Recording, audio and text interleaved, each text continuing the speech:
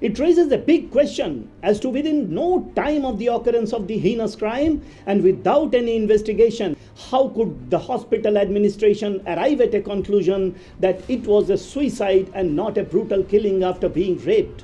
We shall talk about how and why on occurrence of such a heinous crime that could have been avoided and prevented. We shall talk about the core reasons of flaw, faults and defects that stopped the hospital administration from protecting the young female doctor from being mercilessly raped and killed in the instant case.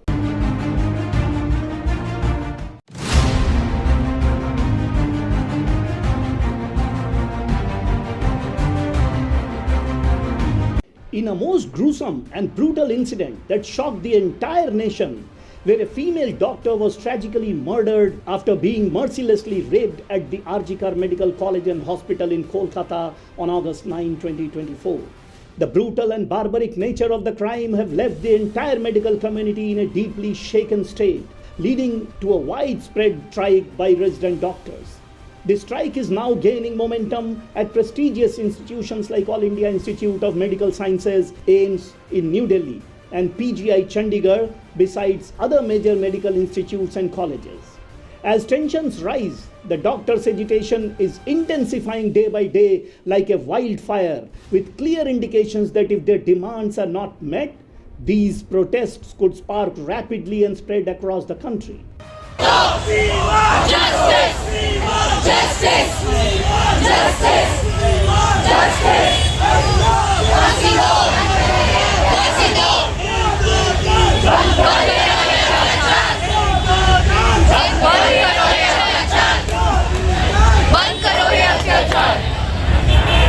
With the passage of more than 20 days now, most of us are fully aware of the details of the most recent horrifying killing of the young trainee doctor after being brutally raped at the RGKar Medical College and Hospital, Kolkata.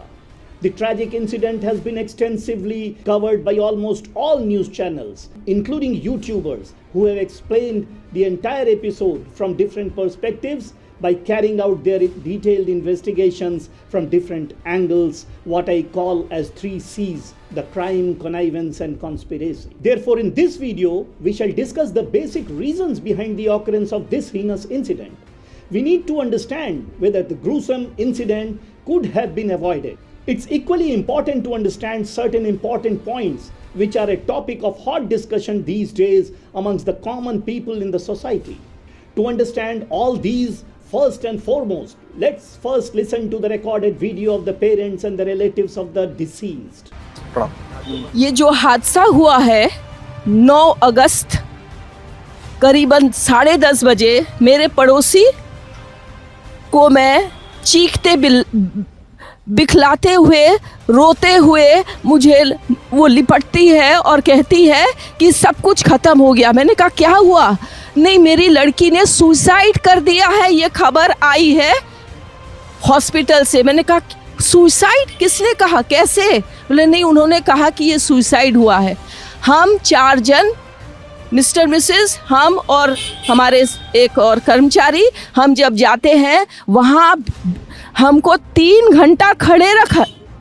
एक parents जिनकी बच्ची 31 years old की ऐसी ख़त्म हो जाती है, उनको 3 घंटा खड़ा रखा और ये हाथ जोड़ती रही, माँ बाप हाथ जोड़ते रहे, हमें एक बार दिखाओ, हमारी बच्ची का मुंह एक बार दिखाओ। हमको नहीं दिखाया गया। 3 घंटे तक खड़े रहने के बाद ये दोनों हस्बैंड वाइफ अंदर जाते हैं सेमिनार रूम में और ये पापा अपने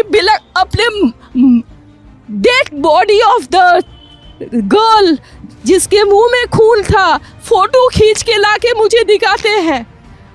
उन बच्ची का शरीर में कोई कपड़ा नहीं था, पैर दोनों राइट एंगल में मिला गया। राइट एंगल में एक पाँव बेड के इस तरफ, एक पाँव बेड के इस तरफ मिला गया। जब तक पेल्विक गर्डल नहीं टूटता है, इस तरह 2 पाँव को नहीं चीरा जा सकता है।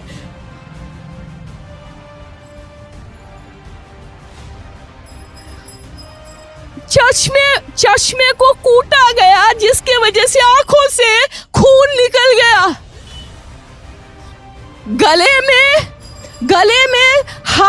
गला दबाकर मारा गया। और पूरा ये जो मैं बोल रही हूँ, ये पूरा पोस्टमार्टम रिपोर्ट में वायरल हुआ है। आप लोग कृपया देखिए, ये कोई मनगढ़ंत नहीं है। The hospital administration informed the parents of the deceased that their daughter had committed suicide. It raises a big question as to within no time of the occurrence of the heinous crime and without any investigation from the investigating agencies, how could the hospital administration arrive at a conclusion that it was a suicide and not a brutal killing after being raped? Upon reaching the spot of the incident, parents were made to wait for 3 hours at the hospital before they were allowed to see the dead body of their daughter. Having made the parents to wait for 3 long hours to reach their daughter is a question of serious concern to be investigated and addressed separately. In fact, the prime objective and demand of any parent who is under severe trauma due to the unfortunate incident is to see their daughter immediately or at least as soon as possible. It sounds disgusting besides being fishy, nonsensical, abnormal and manipulative and needs to be condemned by each one, everyone, everywhere. As per the condition of the body found at the seminar hall of the medical college and as described by the parents, the body had several and severe injury and assault marks including breaking of the pelvic girdles of the doctor's girl. It is so strange that the security personnel deployed at the hospital could not even smell the dirty crime being committed by the accused person. The brutal and inhuman act of forcibly raping a young female doctor in the hospital, followed by a merciless assault that left her severely wounded with fractured legs, as described by her parents, is an act of unimaginable atrocity. The heinous crime committed in the hospital that's generally crowded with a large number of patients visiting the hospital for treatment, besides on-duty doctors, nurses, healthcare workers, and security personnel, is not only an utter surprise, but is a deeply shocking and a profound shame for the administrators of the medical college. The incident calls for an immediate inquiry and investigation into the doubtful integrity of the officers involved in the hospital administration. In my view, a crime is committed only when there is a significant security lapse, a clear administrative failure, and a deliberate intentional disregard for safety. The finger clearly points towards the hospital administration for their possible doubtful integrity on several aspects. This seems to be absolutely loud and clear, as one can see from the actions, inactions, reactions of the hospital administration, the evidence found, and information received in the matter so far about the crime. Besides, it also attracts serious questions on vital issues that need a definite and clear-cut answer, and that's what is missing. Without going any further into any specifics of the incident and without wasting any more time on the insights of the crime, we shall talk about some of the following major issues on how and why, on occurrence of such a heinous crime, that could have been avoided and prevented. We shall talk about the core reasons of flaw, faults, and defects that stopped the hospital administration from protecting the young female doctor from being mercilessly raped and killed in the instant case. The major serious, key, and controversial issues in the instant case that led to such an unpleasant incident of extreme nature are: number 1, security lapse; number 2, administrative failure; number 3, deliberate and intentional ignorance; number 4, the blame game politics; number 5, the necessity of a CBI investigation in the case; and most importantly, number 6, the need for a Central Protection Act for healthcare workers; number 7, the reasons for delay in tabling the CPA bill in the parliament. Now let's first talk about the security lapse. Security lapse seems to be the most major and the main issue in the occurrence of the instant crime. Normally, in a medical college or hospital, whether it is All India Institute of Medical Sciences, Safdarjung Hospital, Ram Manohar Lohia Hospital, or ILBS Delhi, we find heavy deployment of private security personnel, making it difficult for the wrongdoers to commit a crime. Likewise, it is presumed that the security personnel were also deployed at the RG Kar Hospital for the protection of the on-duty doctors, nurses, patients, besides the healthcare workers and others. The big question here is whether the security personnel were performing their duty sincerely and honestly, whether the security personnel were taking rounds of each and every corner and performing their job of patrolling to provide protection to all in the hospital, whether the security personnel were taking rounds inside and outside the hospital at the time of occurrence of the crime or were sleeping. Before we reach any conclusion, these issues need to be addressed without any delay. The more big questions that arise in my mind are, how did the hospital administration come to know about the incident? Did the hospital administration suddenly dream of the heinous crime that was being committed at the seminar hall? Does this not seem fishy and manipulated? Who came to inform the hospital administration and security? How could the informer get to know about the incident? What was the informer doing near the seminar hall while the crime was being committed? Could the informer know about the incident only after the girl was killed? Doesn't this sound fishy and suspicious? The truth needs to be unfurled from this mystery. Here are some immediate major questions that strike my mind and that needs a definite answer. Number one, whether the seminar hall was used as a sleeping facility for the doctors? If yes, number two, was the seminar hall a sleeping facility for male doctors as well? Or was it exclusively for female doctors? Or was it for both? Number three, was the seminar hall an official sleeping facility for the doctors? If yes, number four, what was the security arrangement designed to provide security to the life and property of the doctors, especially the female doctors? Number five, did the deceased go to the seminar hall by herself or was dragged by someone with an ill intention? Number six, why was the seminar hall kept open without a purpose during night after the office hours?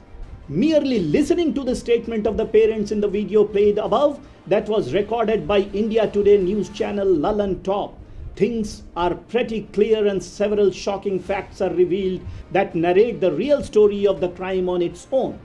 The first shocking and disgusting statement issued by the hospital administration that was used to inform the parents of their daughter Abhaya's killing and rape was issued by duly manipulating the horrifying incident with suicide.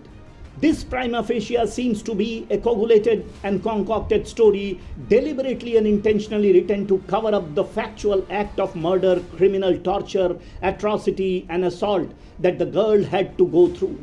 The state of condition in which the body of the girl was found can never be termed as suicide. It's beyond imagination. The initial evidence available on the body of the deceased and around her speaks loudly and clearly of the gruesome killing of the girl, probably for a specific definite reason. Therefore, the question is, how could the hospital administration reach the conclusion to declare the cause of death as suicide and not murder? I agree that a rape could not have been established in the absence of a proper MLC, the report of the doctor on the medico-legal case, as a valid document, but nevertheless, the hospital administration, by simply looking at the body, could have instantly stated it as a brutal murder, which they did not.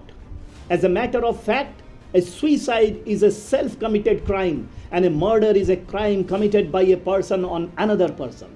Therefore, the question that arises here is, number one, who commits a suicide in nude condition? I don't think anyone would do that. Number two, who would break own pelvic girdles to attempt suicide when there are simpler and easier ways to do so? I don't think anyone would do that. Number three, who would thrash and bash own eyes to ensure spectacle glasses pierce in the eyes to commit a suicide? I don't think anyone would do that. Breaking all the barriers to ascertain the cause of death without following the due process of investigation, bypassing the basic glaring evidence and ignoring all relevant vital facts and circumstances in the case, the hospital administration appeared to be in a great hurry to declare the incident as suicide. But why is a big question to be answered. It needs an explanation and demands a clear and definite answer as to why was there such a great rush to label the brutal killing as suicide. The integrity of the hospital administration is now under serious scrutiny, with pressing questions on security lapse and administrative failure. It is basically the security lapse caused due to mismanagement of the administration that results in occurrence of serious heinous criminal acts in the society. Despite the significant expenditure incurred for internal security to outsourced companies and police department who are responsible to maintain law and order, it goes without saying that whenever there is a crime committed in the society, the safety and security of the common man is not only questionable but is also under serious threat and danger. Under the circumstances, the officials responsible to ensure protection to the life and property of each and every individual are viewed with caution on account of their doubtful integrity. We have to understand that the functioning governments, both at the center and the state level, have been burdened with this responsibility of providing safety and security to each one, everyone, everywhere in this country. In a major setback, immediately after the incident came to light, doctors at the RG Kar Medical College and Hospital in Kolkata went on strike in protest against the occurrence of such a horrifying incident at the city's 50-year-old prestigious medical institution. The doctors collectively demand immediate enforcement and implementation of the Central Protection Act for healthcare workers, which is long overdue before the central government. In our upcoming episode on Nirbhaya 2, we shall do our best to bring to you the basic facts and issues on non-enactment, non-enforcement and non-implementation of the Central Protection Act for healthcare workers, which is the fundamental and only demand of the agitating doctors. Stay tuned. Keep watching the truth unfold. Goodbye.